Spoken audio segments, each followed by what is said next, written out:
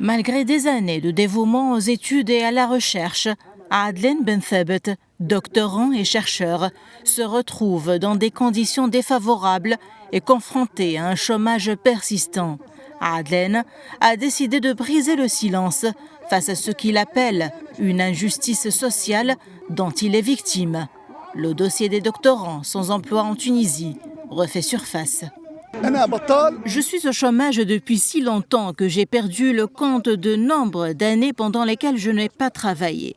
J'ai terminé mes études et obtenu mon doctorat en 2011, mais je ne suis pas le seul. Il y a ceux qui ont passé 20 ans ou plus sans travail. Personnellement, je pense que le problème vient du ministère de l'Enseignement supérieur qui a fermé les concours pendant 4 ou 5 sessions, ce qui a fait doubler, voire tripler le nombre de doctorants. Il convient de noter que le ministère nous exploite actuellement dans des emplois précaires et des horaires de travail occasionnels.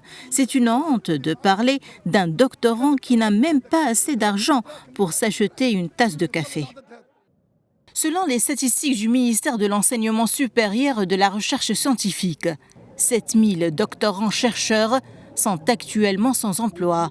Le mouvement des doctorants tunisiens exclus du travail a observé ce mardi un sit-in devant le ministère de l'Enseignement supérieur en guise de protestation contre ce qu'il qualifie d'altermoiement du gouvernement face à leurs revendications et sa non-réactivité concernant le recrutement des doctorants sans emploi.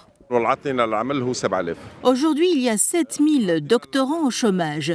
Dans cette manifestation, nous renouvelons notre demande au pouvoir exécutif d'accélérer la publication des décrets après que 5000 postes aient été identifiés pour employer des chercheurs doctorants dans divers ministères, notamment au ministère de l'Enseignement supérieur et dans tous les laboratoires de recherche. Nous exigeons également une réforme des méthodes de recrutement qui sont encore sujettes au favoritisme dans les concours. Les doctorants-chercheurs pointent du doigt la lenteur administrative au sein du ministère, de même qu'ils appellent à une révision urgente des décrets gouvernementaux pour faciliter leur intégration professionnelle. Le président Kais Saïd a d'ailleurs demandé à ce sujet ces derniers temps une résolution rapide du dossier.